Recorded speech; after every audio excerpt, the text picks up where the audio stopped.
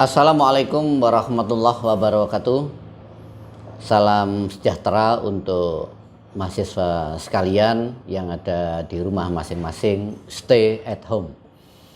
Kita kali ini akan masuk pada perkuliahan sesi yang ke-8, tepatnya yang kedua di masa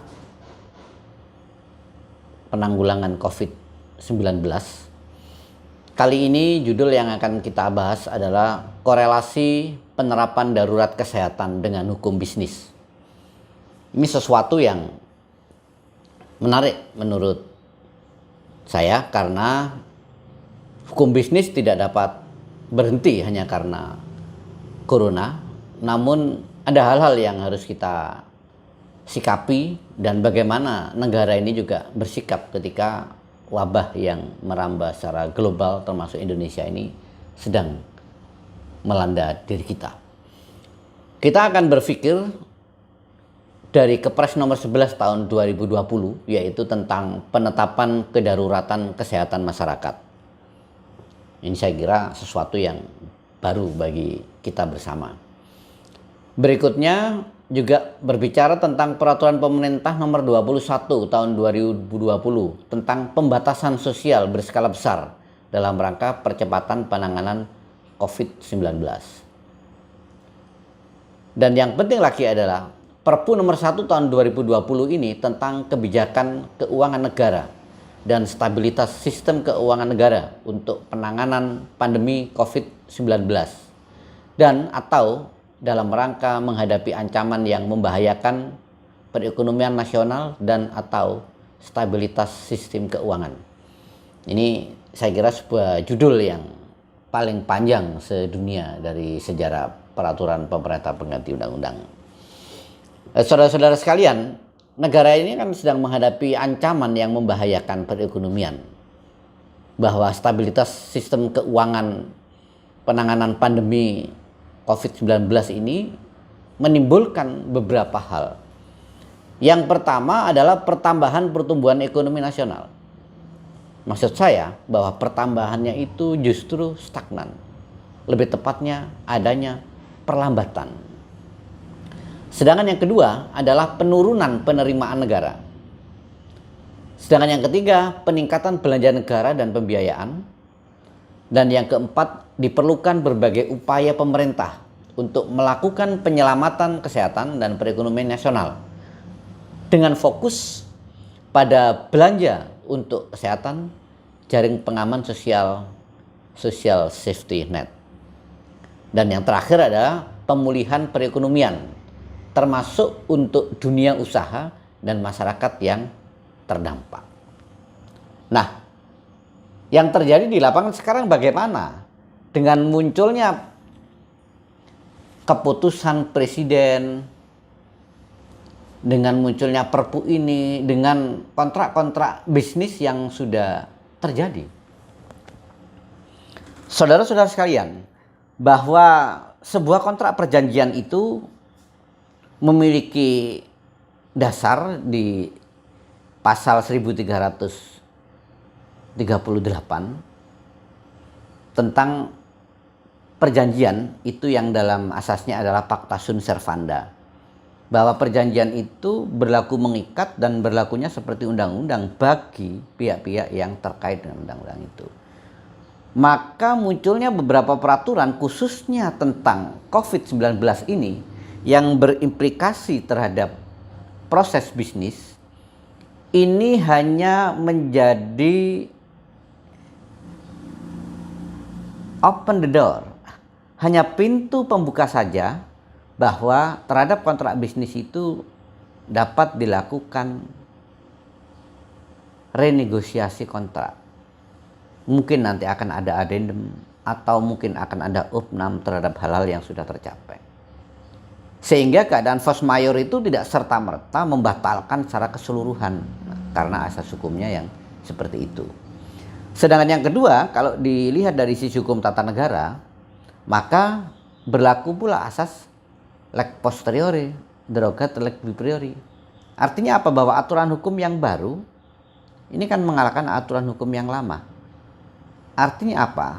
bahwa aturan hukum yang baru inilah menjadi alat untuk melakukan peninjauan kembali dengan renegosiasi kontrak itu dengan istilah force majeure. Nah, ini yang perlu disadari oleh semuanya, dan ya memang nanti akan menjadi tindakan-tindakan yang harus lebih operasional lagi di masing-masing kelembagaan dan masing-masing pihak yang terkait. Nah, lantas dengan kejadian itu diperlukan kebijakan terhadap keuangan negara dan kebijakan stabilitas sistem keuangan sesuai dengan sistem hukum yang ada di Indonesia. Misalkan nanti OJK akan melakukan langkah-langkah strategis terkait mendukung kebijakan itu. Nah, itu tindakan-tindakan real yang nanti akan ditunggu dan berpengaruh dalam proses hukum bisnis yang ada di lapangan. Nah, selanjutnya kita juga akan berbicara tentang sesuatu hal yang cukup menarik, bahwa dasar hukum yang kita kemukakan di depan, yaitu Perpu nomor 1 tahun 2020, ini berbicara tentang kebijakan keuangan negara dan kebijakan stabilitas sistem keuangan. Jadi Perpu ini sebenarnya lebih pada bagaimana negara ini sedang mengatur sistem keuangannya. Jadi sebenarnya pada pokok di sana. Saudara-saudara sekalian, kita harus juga mengerti dan tidak bisa meninggalkan Undang-Undang nomor 6 tahun 2018. Karena sebenarnya istilah lockdown sendiri tidak dikenal dalam sistem hukum di Indonesia. Ya, karena kita sudah punya undang-undang tersendiri. Nah, di Undang-Undang nomor 6 tahun 2018 ini sebenarnya terkait dengan istilah pembatasan sosial berskala besar, yaitu yang terkait dengan PP 21 tahun 2020. Sebenarnya istilah itu, jadi pengkarantinaan itu yang akan menjadi permasalahan pokok bagi isu yang ada di Indonesia. Nah, dari dasar-dasar hukum yang seperti itu, maka ada satu kondisi yang harus disadari, bagaimana hukum bisnis ini mengaplikasikan permasalahan-permasalahan yang ada. Yang pertama, COVID-19 ini kan sesuatu yang bersifat abnormal, tidak normal artinya ya. Maka Perpu nomor 1 2020 ini sebenarnya adalah juga terbit, muncul karena kondisi yang tidak normal. Maka dibutuhkan implementasinya tentunya juga tidak secara normal. Karena tidak perlu perpu jika kondisi ini normal. Nah, selanjutnya yang paling dirasakan di lapangan adalah kebutuhan anggaran pemerintah pusat dan pemerintahan daerah itu yang harus bergerak terkait dengan adanya perpu tersebut. Maka apa yang penting yang bisa kita dapatkan adalah bahwa perpu ini harus segera ditindaklanjuti dengan peraturan pelaksanaan lainnya. Untuk apa? Untuk menghindari ancaman yang membahayakan perekonomian dan keuangan negara. Jadi perpu tidak bisa dibiarkan, harus ada peraturan yang lebih rigid lagi, yang lebih operasional seperti itu. Yang perlu saya sampaikan di sini bahwa Perpu nomor 1 2020 ini melahirkan kebijakan keuangan negara dan kebijakan stabilitas sistem keuangan. Ya, implikasinya terhadap APBN, APBD, adanya pergeseran keuangan, pendapatan dari sektor pajak dan pinjaman atau simpanan. Masing-masing lembaga sesuai dengan kewenangannya juga harus segera menindaklanjuti untuk melakukan pembentukan peraturan pelaksanaan dan peraturan teknis. Karena dalam peraturan pelaksanaan kebijakan ini, pengguna anggaran memerlukan peraturan-peraturan yang lebih teknis. Dan ini yang lebih dibutuhkan sebenarnya di lapangan. Sehingga nanti tidak terjadi stigma bahwa ketika sesuatu ini bersifat abnormal, maka justru penggunaannya ini mengikuti kaidah abnormal yang seakan-akan menjadi dibolehkan untuk hal apapun. Nah, ini yang perlu dimunculkan sesuatu yang lebih teknis, sehingga meskipun kita dalam keadaan yang abnormal memerlukan percepatan dan diskresi, namun pelaksanaannya di lapangan tetap mendasarkan pada kaidah-kaidah peraturan yang sah, sehingga semuanya nanti menjadi terlindungi oleh undang-undang.